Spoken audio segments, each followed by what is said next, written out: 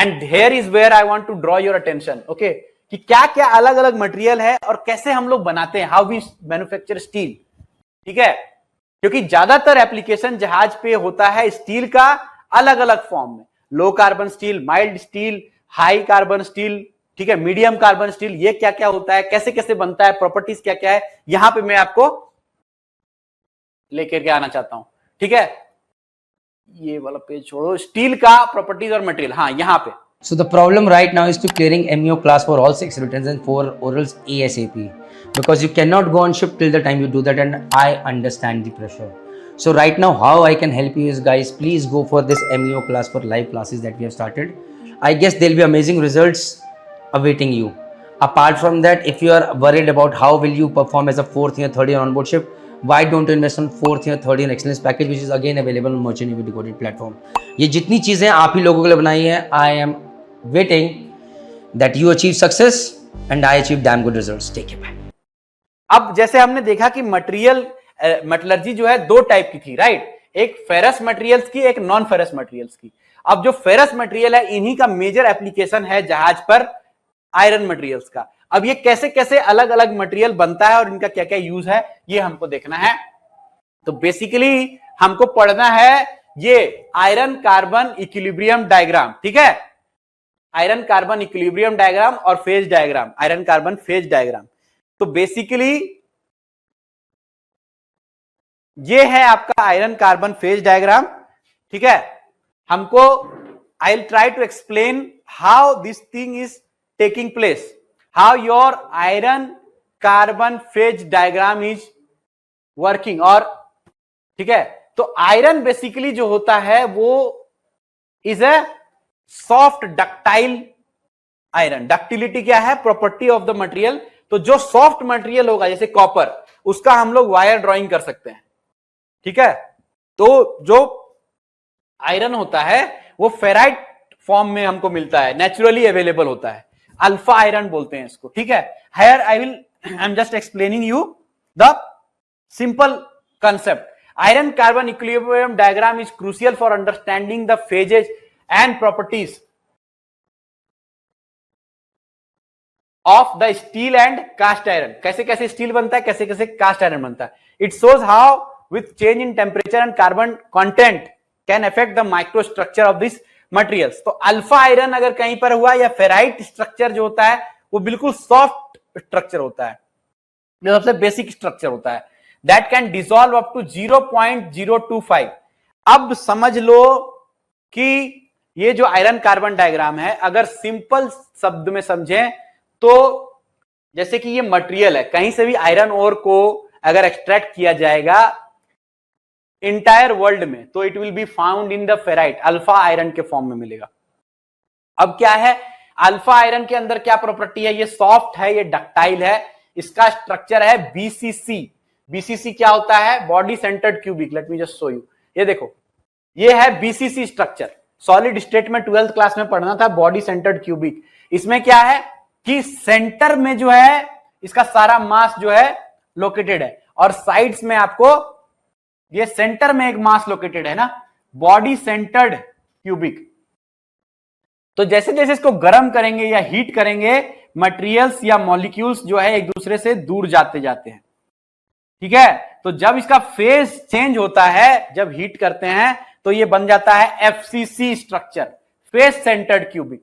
मतलब molecules centre की तरफ से मूव करके कॉर्नर्स पे आ जाते हैं, ये देखो कॉर्नर्स पे आ जाते हैं, तो सेंटर पे नहीं रहता है। तो सघन यानी डेंस होता है ये सेंटर पर, अल्फा आयरन सेंटर पर डेंस होने की वजह से डक्टाइल होता है, सॉफ्ट होता है, लेकिन इसमें जैसे कि हार्डनेस वाली प्रॉपर्टी या फटीग स्ट्रेंथ या क्रीप रेजिस्टेंस या रेजिलियंस या ऐसी जैसी प्रॉपर्टीज जो हमको चाहिए अपने एप्लीकेशन के लिए, वो प्रॉपर्टीज इसमें अवेलेबल नहीं है। तो हमको अगर चेंजेस करनी है, तो हमको कुछ कुछ प्रॉपर्टी जैसे इनहैंस करनी है मटेरियल की, तो हमको क्या करना पड़ेगा, उसको हीट करना पड़ेगा और उसमें कुछ इंप्यूरिटीज ऐड करना पड़ेगा। क्या इंप्यूरिटीज ऐड करते हैं हम लोग, कार्बन ऐड करते हैं। तो सबसे बेसिक ये अलाउ ही नहीं करता। अब इसको कैसे समझ सकते हैं, let me give you very very easy example to understand this. अब घर में चाय तो सब बनाए होंगे, तो जब चाय बनाते हैं हम लोग तो सबसे पहले क्या करते हैं, मान लो कि शरबत बनाना है, तो शरबत बनाना है तो पानी में क्या करोगे, चीनी डालोगे, 1 चम्मच चीनी, 2 चम्मच चीनी, 3 चम्मच चीनी, अब 14 चम्मच डालोगे तो घुलेगा नहीं। तो ये क्या है, फेराइट। तो फेराइट समझ लो तुम्हारा नॉर्मल पानी है, प्लेन पानी है, जिसमें कि तुम चीनी डाल रहे हो। चीनी कितना डाल सकते हैं, चीनी समझ लो यहां पे कार्बन है तो 0.025%, मतलब एक लिमिटेड अमाउंट तक ही चीनी डाल सकते हो, उसके बाद उसमें सेचुरेशन आ जाएगा। क्या आ जाएगा, सेचुरेशन आ जाएगा। तो उसके बाद आप चीनी नहीं डाल सकते। अब क्या करोगे, इसको चाय बनाना है, क्या करोगे, उसको ले जाकर के गैस पे चढ़ा दोगे। गैस पे चढ़ा दोगे, टेम्परेचर ज्यादा बढ़ेगा, जैसे जैसे टेम्परेचर बढ़ेगा अब और चीनी लेगा वो, है ना।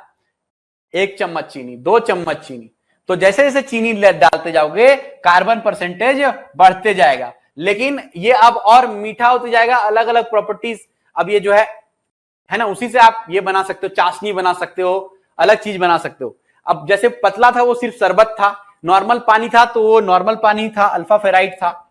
जैसे जैसे अल्फा आयरन था, सॉरी फेराइट स्ट्रक्चर में अल्फा आयरन, जैसे जैसे चेंज होगा तो वो अलग अलग फॉर्म लेगा, ऑस्टेनाइट, सीमेंटाइट, परलाइट, बहनाइट। ठीक है, वो हम लोग देखेंगे आयरन कार्बन डायग्राम पे। अभी समझ में आया कि अब जैसे आदमी को जो है चेंज चाहिए था प्रॉपर्टीज में आयरन के, तो उसने क्या किया, आयरन को हीट करना शुरू किया, और उसमें जैसे जैसे हीट करते गया, थोड़ा थोड़ा करके, जब तक उसका सेचुरेशन आते गया तब तक उसमें कार्बन ऐड करते गया। यहां तक क्लियर है। कार्बन जैसे जैसे ऐड करते जाएंगे उसका प्रॉपर्टीज चेंज होते जाएगा, प्रॉपर्टीज इनहांस होते जाएगा। ये बेसिक स्ट्रक्चर है आपका आयरन कार्बन डायग्राम का। अब हम समझते हैं सबसे इंपॉर्टेंट सवाल जो मेटलर्जी में पूछा जाता है कि लो carbon steel, medium carbon steel, high carbon steel, very high carbon steel, ये सब में क्या डिफरेंस है। ठीक है, अब कार्बन स्टील, ठीक है, तो कार्बन स्टील क्या हो गया, जैसे जैसे हम अल्फा आयरन में या आयरन में इंप्यूरिटी ऐड करते जाते हैं कार्बन का, तो वो बन जाता है कार्बन स्टील। ठीक है, अल्फा आयरन कितना था, 0.025%, इससे ज्यादा कार्बन नहीं ले सकता है ये, क्योंकि इसका सेचुरेशन आ गया। अब इसको गर्म करते हैं जैसे जैसे, तो हाँ ये अलग अलग ले पाता है, ज्यादा कार्बन ले पाएगा। The ferrous materials are classified. These are the ferrous materials we used for ship building. ठीक है, मेटलर्जी में जिसको हमको पढ़ना है, classified into steel and cast iron. अब स्टील एंड कास्ट आयरन क्यों, इसको हम लोग जब देखेंगे तो कास्ट आयरन जैसे ये low carbon steel, medium carbon steel, high carbon steel और cast iron, maximum carbon content जब आयरन ले लेता है तो वो बन जाता है cast iron, which is above 2%. So any carbon percentage above 2% added to iron will make it cast iron. ठीक है, will make it cast iron. So below 2% is your steel. तो स्टील कहां से शुरू होता है, 0.02% से लेकर के अंटिल 2%. तो हाई कार्बन स्टील या वेरी हाई कार्बन स्टील जो यहां पे है वो आपका 2% तक ही कार्बन कंटेंट होगा। तो लो कार्बन स्टील, इसी को हम लोग बोलते हैं माइल्ड स्टील, जिससे कि आपका जहाज का मैक्सिमम कंपोनेंट बना हुआ होता है, माइल्ड स्टील और low carbon steel. Beam structure, आपका कील और लॉन्गिट्यूडनल्स, स्ट्रेंथनिंग मेंबर्स, ठीक है, maximum are made of your mild steel. Mild steel has got 0.02 to 0.3% carbon. Okay, the properties are ductile, easy to weld. ठीक है, structural components ज्यादातर बने हुए होते हैं माइल्ड स्टील के, जहाज पे, कार वगैरह पे, ऑटोमेशन में, ऑटोमेटिव इंजीनियरिंग में you have low carbon steel maximum application for their easy to weld property, easy to weld, ductility and easy to weld. उसके बाद when you increase the carbon percentage from 0.3% to 0.6%, you have medium carbon steel. अब क्या हुआ, जैसे कि समझ लो चीनी या चाय पत्ती ऐड करते जाते हैं हम लोग, तो वो अलग अलग फॉर्म लेता है ना, चाय बनता जाता है। तो समझ लो चाय पत्ती छिड़क दिया कार्बन के फॉर्म में, थोड़ा सा और चाय पत्ती छिड़क दिया, तो 0.3 to 0.6%। अगर आपको कार्बन ऐड करोगे, it becomes stronger than before. Ductility था पहले, अभी स्ट्रेंथ आ गया, strength, tensile strength, compressive strength, और डक्टिलिटी कम हो गया, मॉडरेट डक्टिलिटी। अब जैसे गियर, साफ्ट वगैरह अगर बनाते हैं तो उसमें हम लोग मीडियम कार्बन स्टील यूज करेंगे। Okay, then high carbon steel, you have strong and wear resistant. Wear resistance we saw the property, है ना, वियर रेजिस्टेंस हो जाएगा प्रॉपर्टी जितना जैसे जैसे कार्बन बढ़ते जाएगा। जैसे कि कटिंग टूल जो लेथ में यूज करते हैं हम लोग, या टूल्स, जैसे अभी मैंने फाइल की बात की थी, हार्डनेस या वियर रेजिस्टेंस, ठीक है। तो हाई कार्बन स्टील हो गया कितना, 0.6 to 1.4%, और very high carbon steel 1.4% to 2%।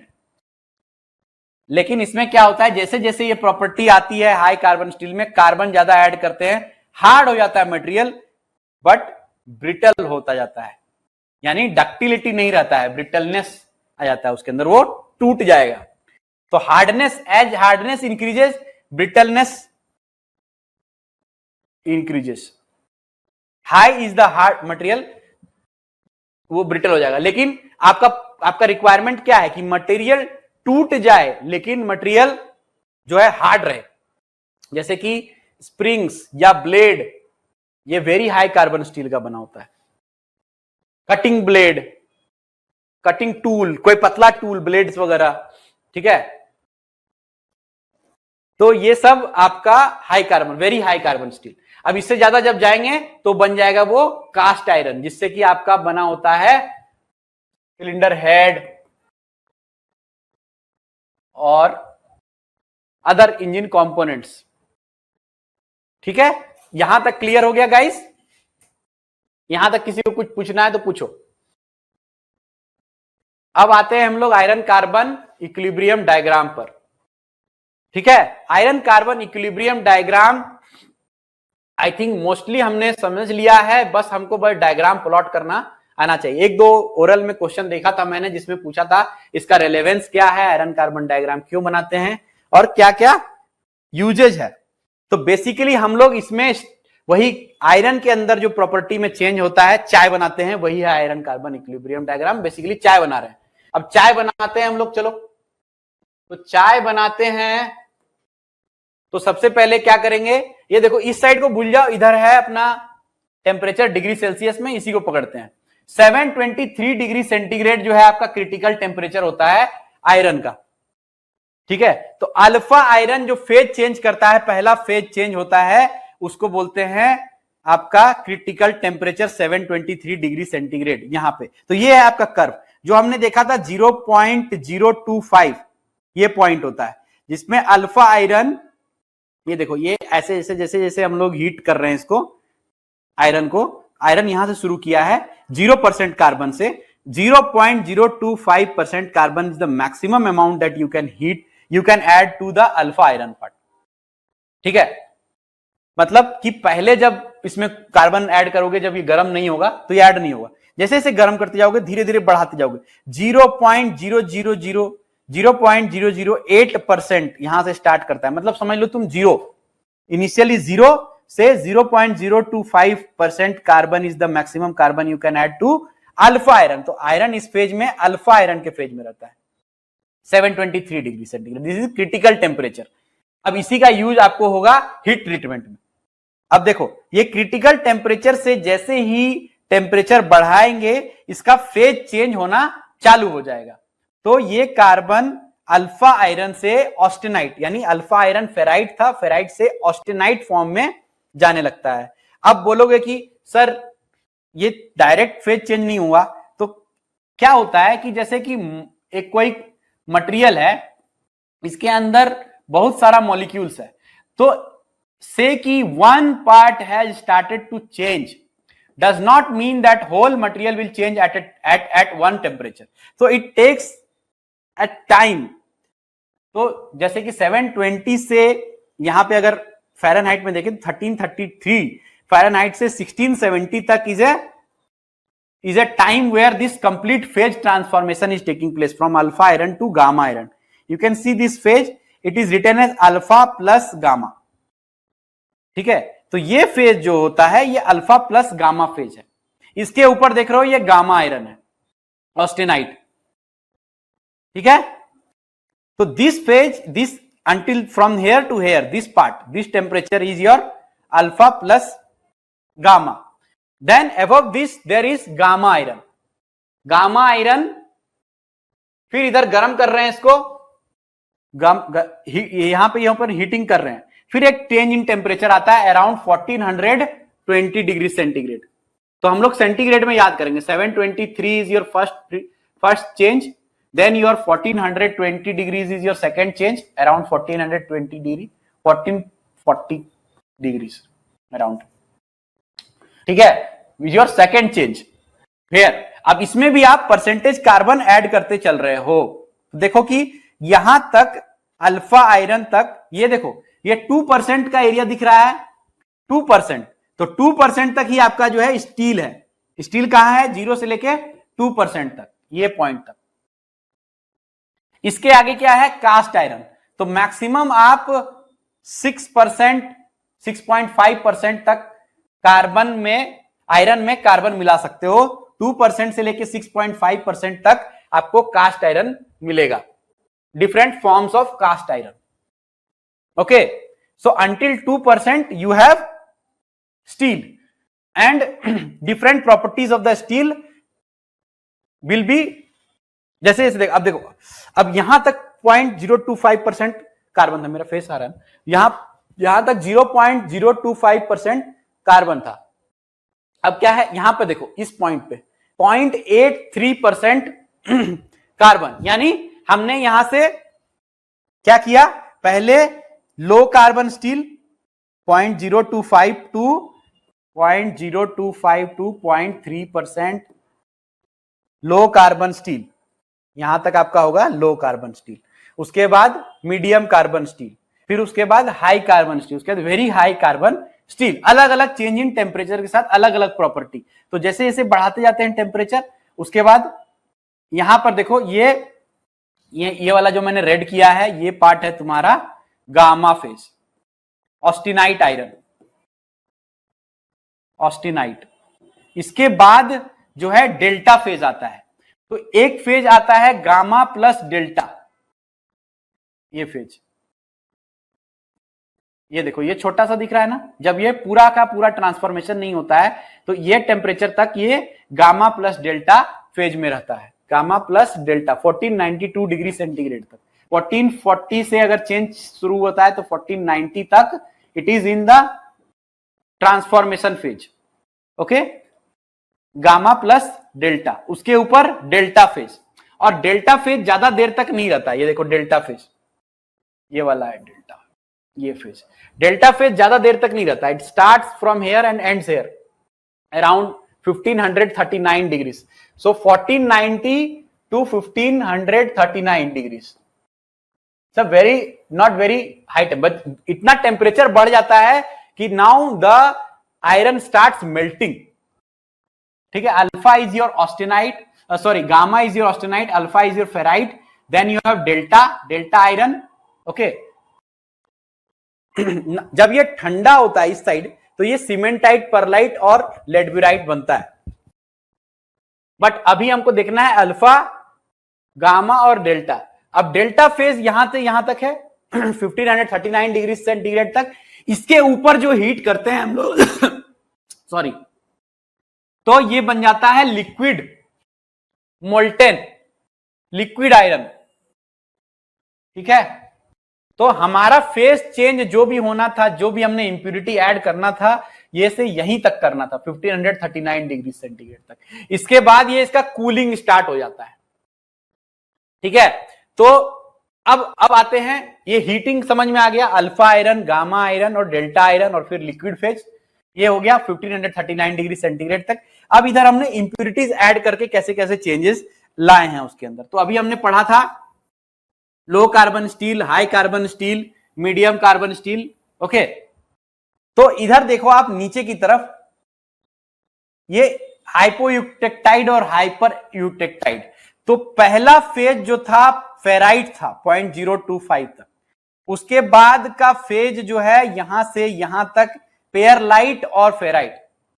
Pair, अब जैसे जैसे अलग अलग ये जैसे जैसे हीट करते जाते हैं ना, मॉलिक्यूल्स का ट्रांसफॉर्मेशन चेंज होता जाता है, ओरिएंटेशन चेंज होता है, मॉलिक्यूल्स का crystal structure, that is the word, crystal structure change होता है, इंटरनल क्रिस्टल स्ट्रक्चर।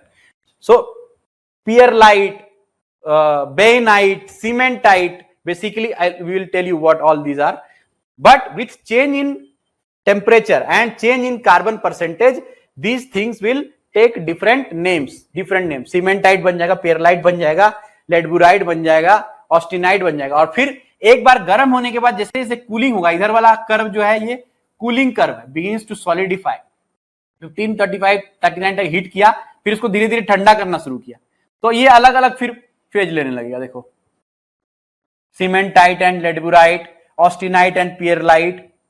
ठीक है, हमको क्या समझना है कि फेज चेंज से हमको क्या क्या मिला। फेज चेंज से हमारा क्रिस्टल स्ट्रक्चर चेंज हुआ, फेज चेंज से हमारा अलग अलग प्रॉपर्टी डेवलप हुआ मटेरियल के अंदर, alpha iron, gamma iron, beta और डेल्टा आयरन, ये हमने अचीव किया through this iron carbon phase diagram. ठीक है, अच्छा अब अलग अलग प्रॉपर्टी देख लो।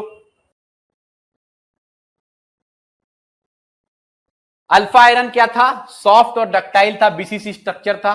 ठीक है, ऑस्टेनाइट क्या है, gamma iron, gamma iron austenite ductile है। अब जैसे देखो फेराइट क्या होता है, ये मैग्नेटिक होता है ना, बेसिक कोई भी आयरन जो होता है उसके अंदर मैग्नेटिक प्रॉपर्टी होता है, लेकिन जैसे ही इसके अंदर क्रिटिकल टेम्परेचर 723 डिग्री तक हीट किया, उसके अंदर मैग्नेटिक प्रॉपर्टी खत्म, नॉन मैग्नेटिक हो जाता है। जैसे ही एफसीसी स्ट्रक्चर में आता है, मतलब मॉलिक्यूल्स जब दूर चले जाते हैं तो ये नॉन मैग्नेटिक हो जाता है।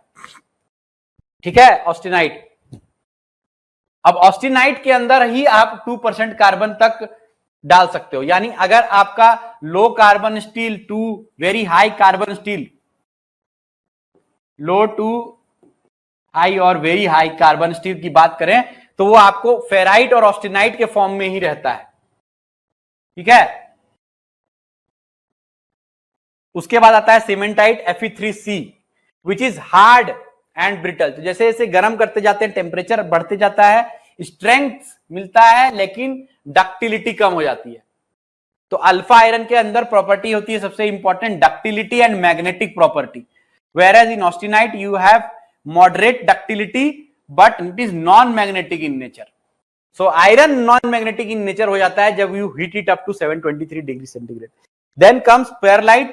Pearlite has got lamellar structure of ferrite and cementite, forms at 727 और 727 degree centigrade, 723 नहीं, 727 degree centigrade. So basically until 727 degree centigrade you have austenite until cementite, and after 727 degrees you have iron at the form of pearlite. ठीक है, और उसके बाद आता है bainite, which is stronger than pearlite, more ductile than martensite. खैर इतना detail हमको नहीं पढ़ना है, हमको ये समझना है कि फेराइट, ऑस्टेनाइट, सीमेंटाइट और ये कैसे फॉर्म होते हैं। ठीक है, और ये हो गया आपका आयरन कार्बन इक्विलिब्रियम डायग्राम। अच्छा, अब ये थोड़ा सा हम लोग देख लेते हैं की पॉइंट्स क्या क्या है। ठीक है, अच्छा यूटेक्टाइड पॉइंट जो था ऑस्टेनाइट को पेयरलाइट में बदलता है। यहां पे देखो यूटेक्टाइड पॉइंट, ये है यूटेक्टाइड पॉइंट। यूटेक्टाइड पॉइंट का मतलब गर्म भी कर रहे हैं और कार्बन भी ऐड कर रहे हैं, तो एक प्रॉपर्टी आती है जिसको बोलते हैं eutectoid property.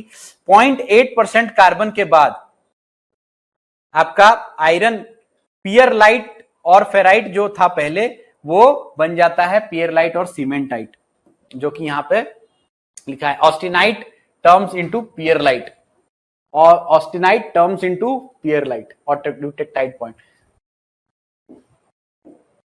Eutectoid point austenite turns into pearlite, solidus, liquidus and eutectoid point. ठीक है, कास्ट आयरन, जो कि सबसे ये क्वेश्चन है, कास्ट आयरन में कितना प्रॉपर्टी होता है, कार्बन परसेंटेज।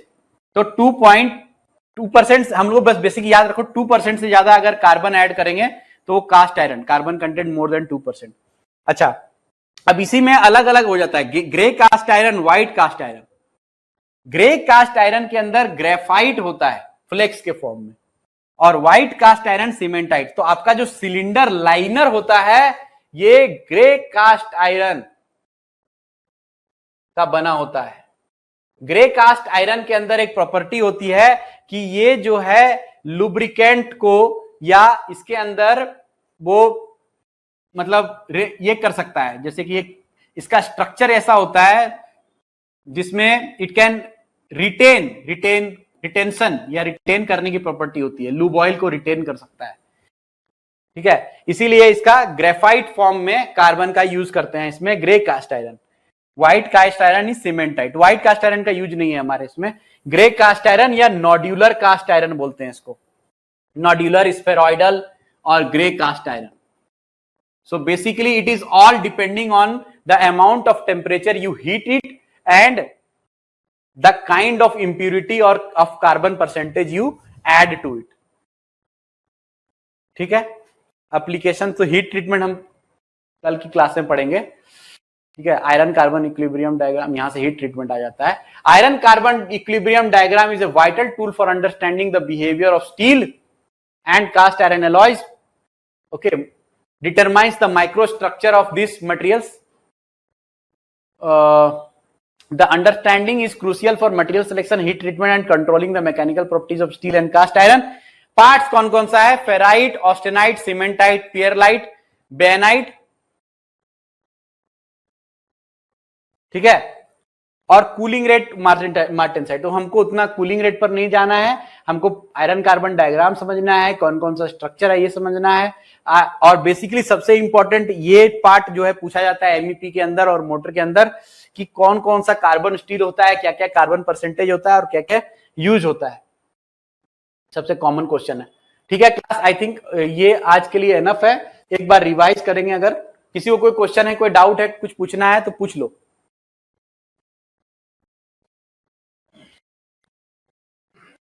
कुछ आज की क्लास में कोई दिक्कत हुआ, किसी को कुछ पूछना है तो पूछो। हमने शुरू किया आज पढ़ने के लिए बेसिक मेटलर्जी क्या है, मेटलर्जी का डेफिनेशन समझा। क्यों पढ़ते हैं, क्योंकि हम लोगों को उसका application according to its change in behaviour हमको समझना है।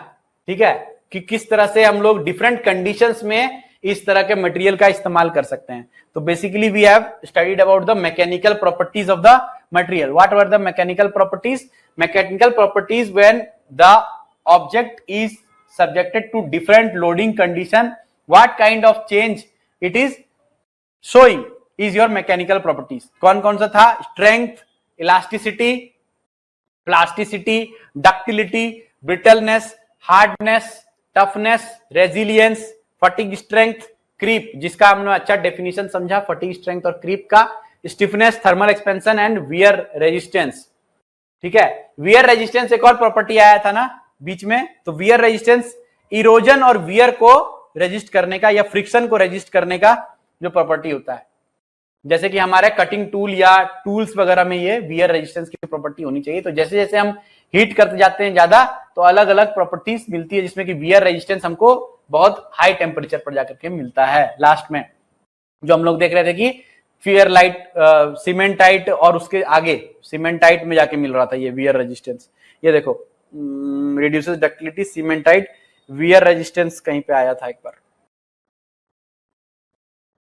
ठीक है, तो ये हो गया। उसके बाद फेरस मटेरियल हमने पढ़ा, स्टील में अलग अलग पढ़ा हमने, steel, cast iron. Ferrous material के अंदर low carbon steel, medium carbon steel, high carbon steel. सबसे इंपॉर्टेंट स्लाइड यही है, इसको अच्छे से याद रखना है आपको एग्जाम के लिए। फेरस मटेरियल का क्या क्या टाइप होता है, कार्बन स्टील क्या होता है, कास्ट आयरन क्या होता है, दोनों के बीच में डिफरेंस क्या है, और मतलब कास्ट आयरन बनने से पहले कौन कौन सा स्टील है जो हम लोग यूज कर सकते हैं जहाज पर, और अलग अलग एप्लीकेशन क्या क्या है, लो कार्बन स्टील का यूज क्या है, मीडियम कार्बन स्टील का यूज क्या है, हाई कार्बन स्टील का यूज क्या है। ठीक है, लो कार्बन स्टील आपका ज्यादातर स्ट्रक्चरल कंपोनेंट्स जहाज पे माइल्ड स्टील इसी को बोलते हैं लो कार्बन स्टील को। 0.02% अल्फा आयरन से लेके 0.3% तक कार्बन इसमें ऐड कर सकते हैं। उसके बाद मीडियम कार्बन स्टील 0.3 से 0.6% कार्बन स्टील कार्बन ऐड होता है, गियर वगैरह साफ्ट वगैरह इससे बनता है। हाई कार्बन स्टील 0.6 से 1.4% कार्बन तक, कटिंग टूल्स, कटिंग एजेस इससे बनता है।